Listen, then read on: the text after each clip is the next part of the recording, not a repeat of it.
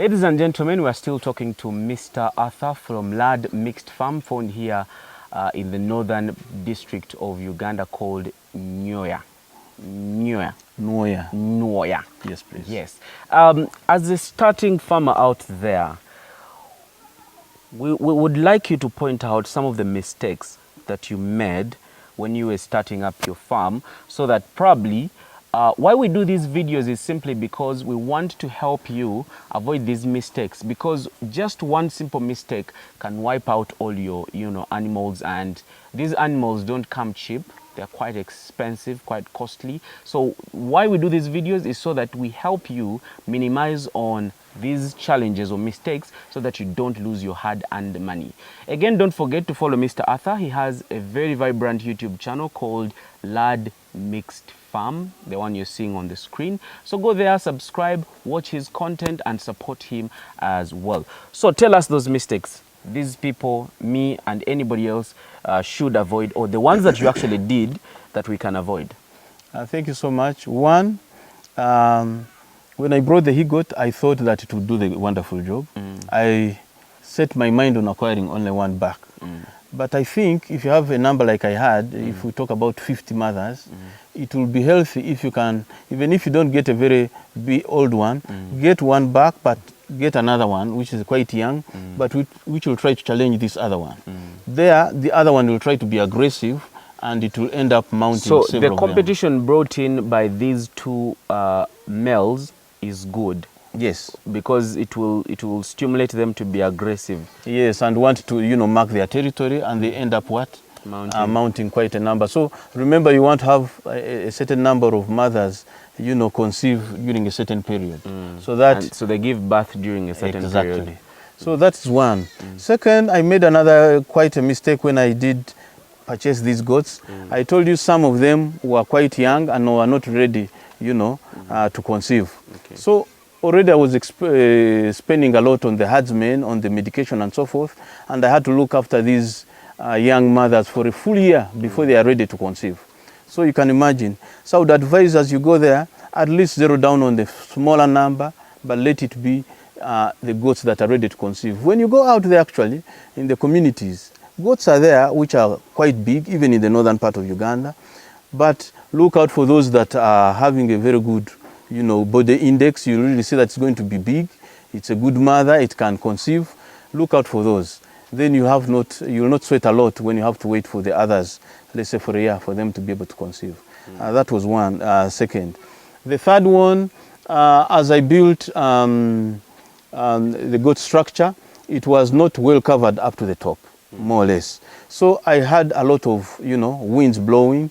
In the northern part of Uganda, during certain seasons, there's too much wind and quite cold.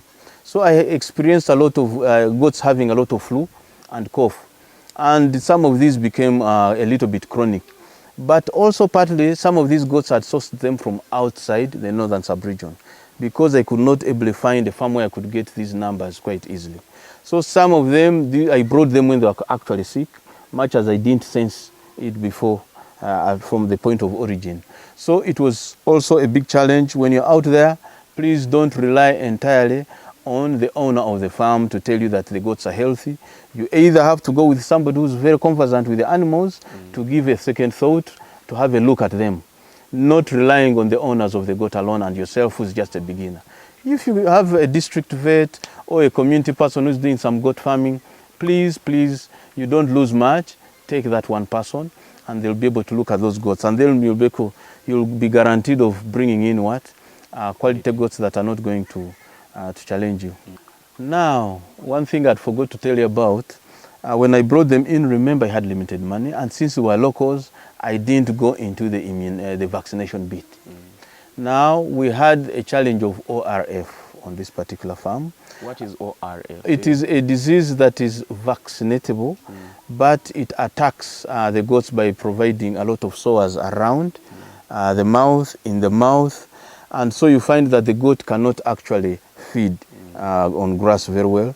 And actually, even if the mother is affected and the child starts suckling on that milk, you find even the udder getting affected and having blisters and so forth. So it was quite a challenge. We don't lose a single kid about that, but it was such a big hassle because I had to spend a lot of money. First, I didn't know how to control it, and therefore I had to bring in a vet. And the trusted vet I had comes from Gulu all the way, around 50 to 60 kilometers away from here.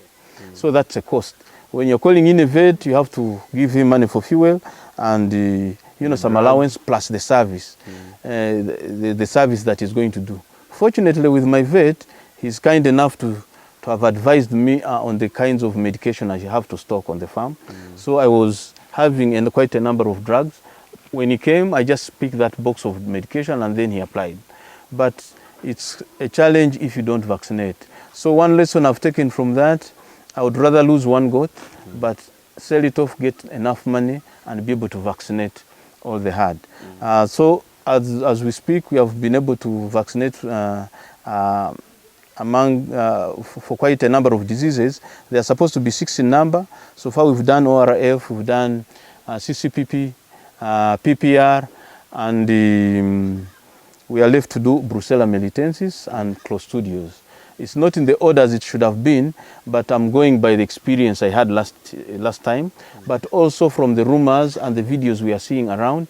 We've had cases of these breakouts in Pakwach, the neighboring district, and so we didn't want to wait for that. Until they come, then yes, so we had to pick particularly those vaccinatable diseases that are already breaking out there, and we've been able to vaccinate our animals. Okay. Yes. Some people out there are against the issue of vaccinating animals, considering the fact that we actually eat them. Yes. What do you have to say about that? There is no way you are going to avoid vaccinating your animals. First of all, these are airborne diseases. And if you don't, they're just going to come and wipe your animals away anyway. You'll not even have what to sell or even eat. So I would rather advise you that please ensure that you vaccinate your animals. That's one sure way of making sure that at least you save 80 or 90% of your herd. The other cases would be the other small diseases that come up that you can be able to do. But you'd rather sacrifice one animal and vaccinate your animals accordingly. Where is your market for the goats that you want to raise here? I can tell you that with goats you cannot go wrong with the market. The market is just so huge. I've received people who are trying to ask for goats, those who would like to start their farms. And at the moment I'm telling them we are still growing the numbers. As I told you, our herd is still growing. We are not at that point where we'd want to give out our goats. Save for maybe the he goats, if we have some good breeds that we have identified, we save them aside for those that would like some bucks to start off or add into their herds. But for the market is so huge. Here alone in the northern sub-region, there are so many people that would like to start goat farming, and they are hardly getting sources where they can get their good breeds. We are trying to work on that so that we can have some good breeds to be able to support the community around at a modest fee. We have South Sudan. They want a lot of goats, especially the quality goats. They can't get them. And of course, the other members, even across Karuma as you go to the central part of you. But we also have other communications. When you check on the different WhatsApp forums, you find people who are suggesting us to come into associations, saying they have very big orders for goats to the Middle East for meat and so forth. And you really see that they are struggling to raise those numbers. And so I think when it comes to the market, it should not be a point of discussion. You will simply not exhaust that market. You just simply work hard and raise the goats, and the market will cater for itself. Wow. Thank you so much, Mr. Arthur, for speaking to us in regards to mistakes that people out there should actually avoid in case they don't want to make losses at their different farms. So please ensure that you follow Mr. Arthur. He has a YouTube channel under the names of Lad Mixed Farm, so that you can continue some of these conversations there. For now, let's go into a very quick break. We'll return with a lot more.